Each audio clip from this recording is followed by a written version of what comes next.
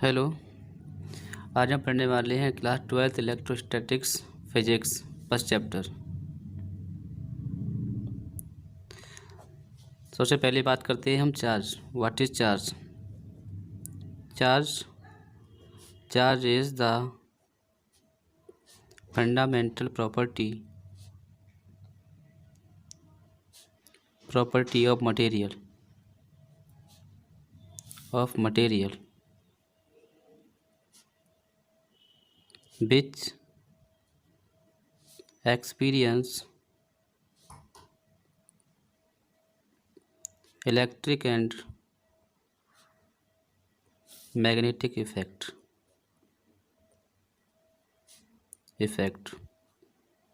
जैसे बच्चों, कोई चार्ज है किसी इलेक्ट्रिक फील्ड में या मैग्नेटिक फील्ड में एंटर करता है। मान लीजिए यहाँ पर ये पॉजिटिव है, ये माइनस है, नेगेटिव है, तो इलेक्ट्रिक फील्ड पॉजिटिव से नेगेटिव होगा ये। तो अगर ये चार्ज आएगा, अगर ये पॉजिटिव चार्ज है तो ये जैसे ही ये ऐसे है, जैसे इलेक्ट्रिक फील्ड में एंटर करेगा तो इस पर एक फोर्स लगेगा जिसकी वजह से ये नेगेटिव की तरफ चला जाएगा।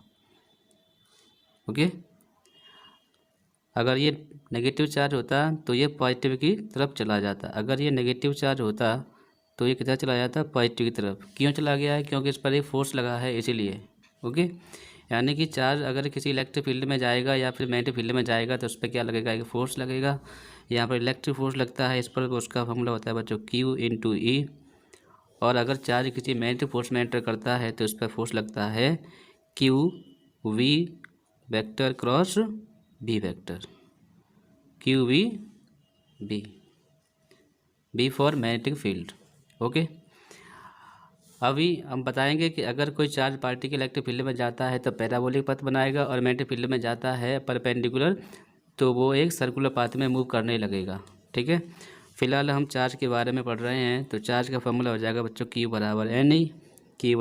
NE, वेयर जो N है, N is the integer. N क्या है बच्चों? इंटीजर। कितना हो सकता है? +-1, +-2, +-3, it's on. N is any integer. What is integer? किसी भी ऑब्जेक्ट के ऊपर चार्ज कभी चार्ज प्लस में या माइनस में हो सकता है, बट कभी फ्रैक्शन में नहीं होगा। चार्ज कभी फ्रैक्शन में नहीं हो सकता है। स्मॉलेस्ट चार्ज कितना है? Smallest charge of the nature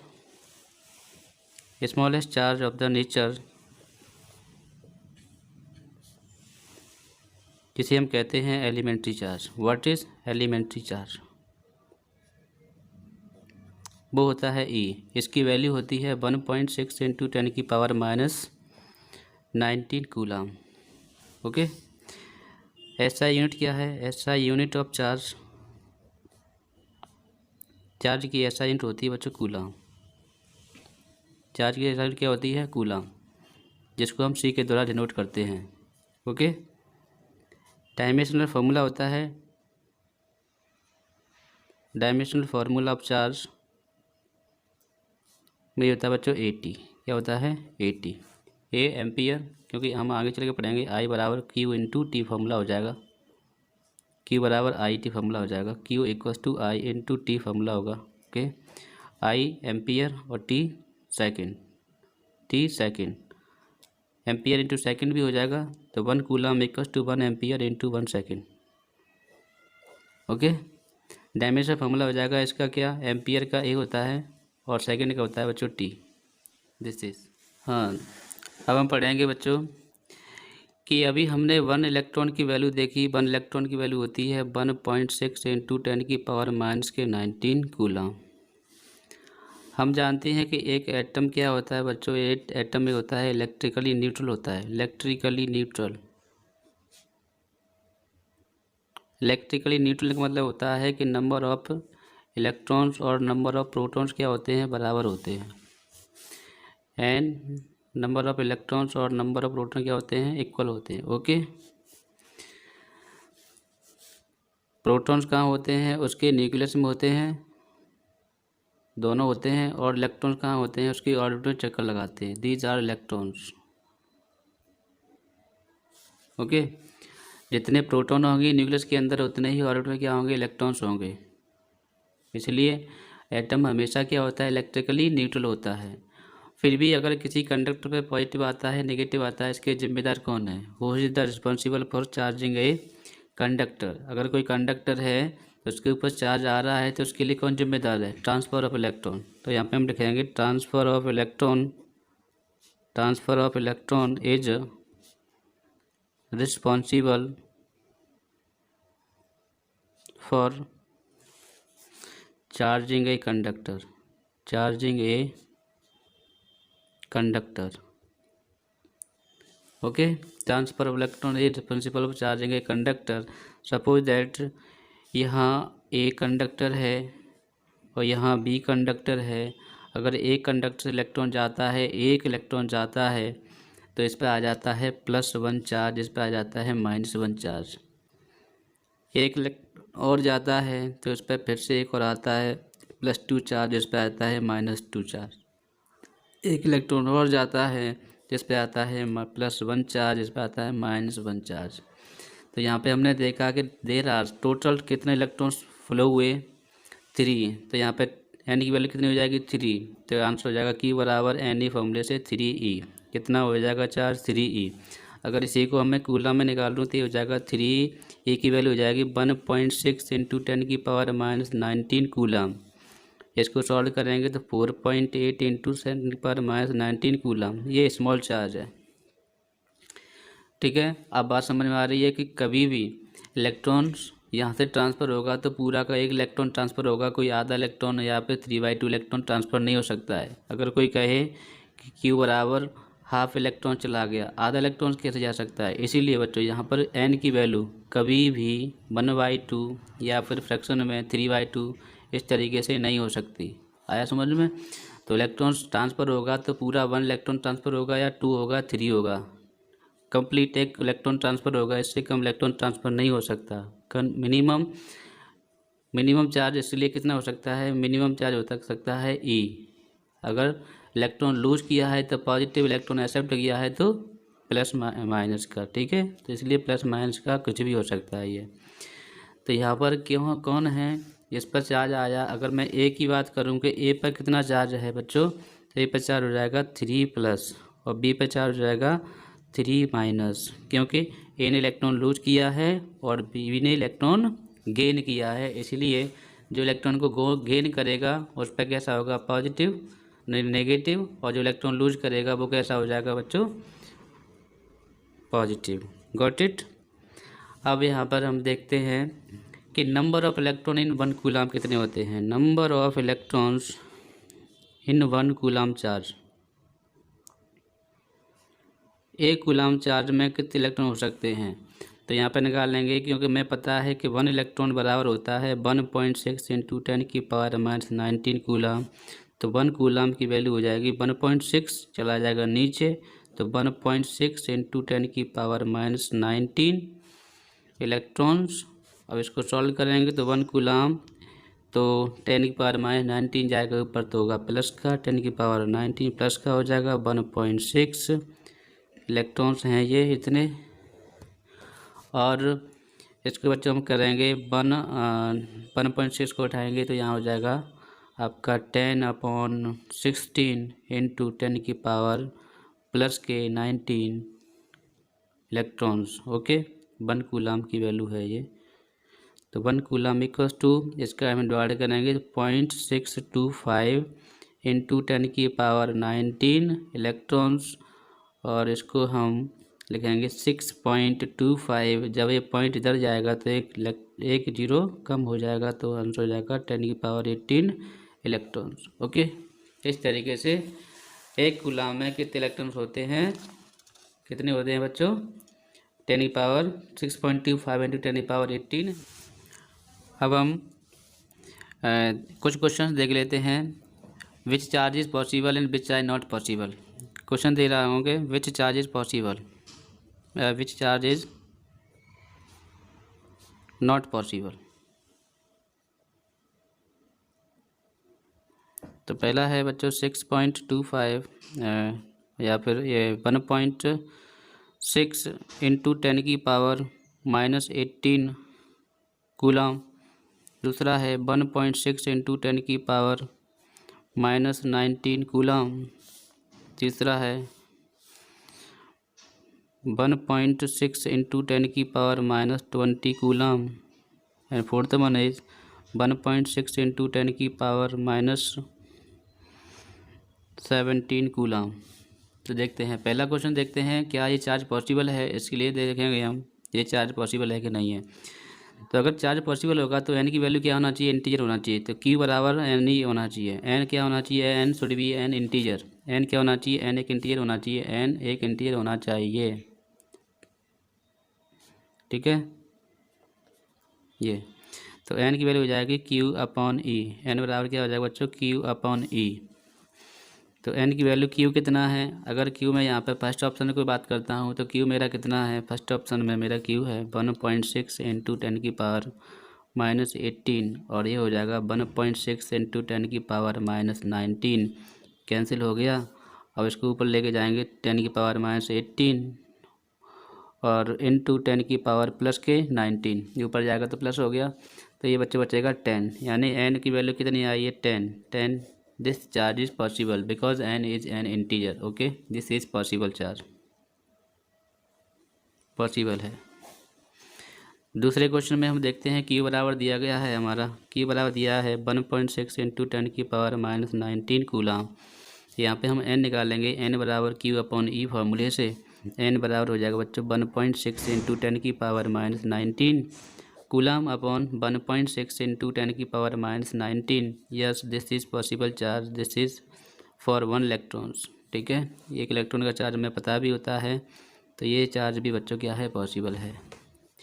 question number 3 में हम देखते हैं क्यू की वैल्यू दी हुई है हमारे पास 1.6 इंटू 10 की पावर -20 कूलम, ठीक है। यहाँ से एन की वैल्यू निकाल लेंगे, एन बराबर क्यू अपॉन ई। तो क्यू की वैल्यू दी हुई है 1.6 इंटू 10 की पावर -20 अपॉन 1.6 इंटू 10 की पावर -19। ये इलेक्ट्रॉन का वैल्यू है। 1.6 से 1.6 कैंसिल हो गया तो ये हो जाएगा 10 की पावर -20 इंटू 10 की पावर +19, 10 की पावर -1। तो बच्चों ये 10 की पावर -1 1/10 होता है, तो ये हो जाएगा आपका 1/10। यहाँ से हमें मिल गया एन बराबर 1/10 मिल गया, which is not an integer, which is not an integer, N integer, hence not possible charge, not possible charge। Okay, इस तरीके से हम चेक कर सकते हैं कि ये चार्ज पॉसिबल है कि नहीं है। ऐसा नहीं है कि कुछ भी लिख दिया हम बोल दें कि ये पीछे कूलम लगा दिया तो बोल दिया कि ये चार्ज पॉसिबल है, ऐसा नहीं हो सकता है। तो बच्चों यहाँ पर हम देखते हैं kinds of charge, kinds of charge, charge, okay, kinds of charge. There are 2 type of charge होते हैं बच्चों, there are two type of charge, positive charge and negative charge. Positive charge और नेगेटिव चार्ज।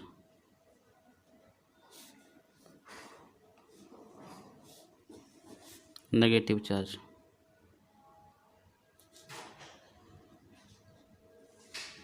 ओके। ये जो हमारा positive charge होता है उसे हम देखते हैं पॉजिटिव चार्ज कैसा होता है।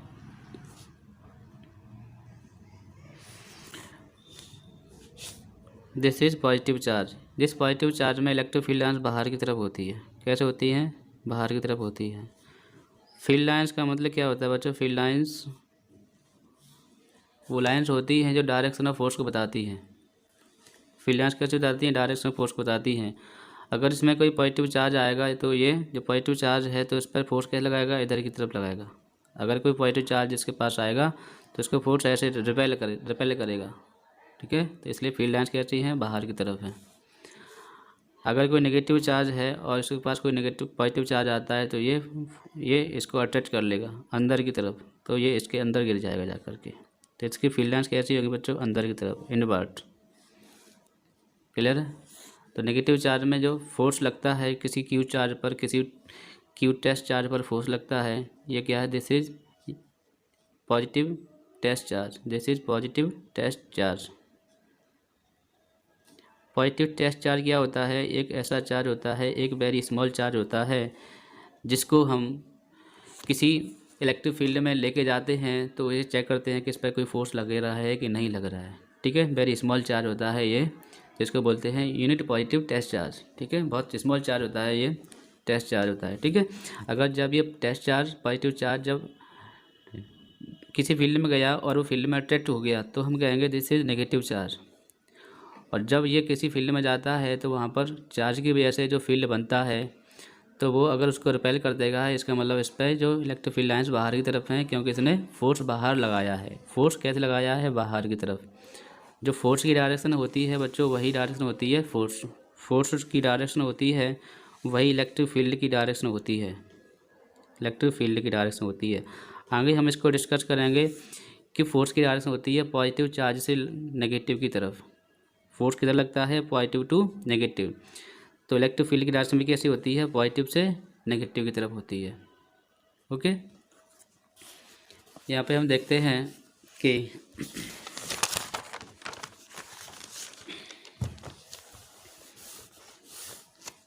यहाँ पर हम ये देखते हैं कि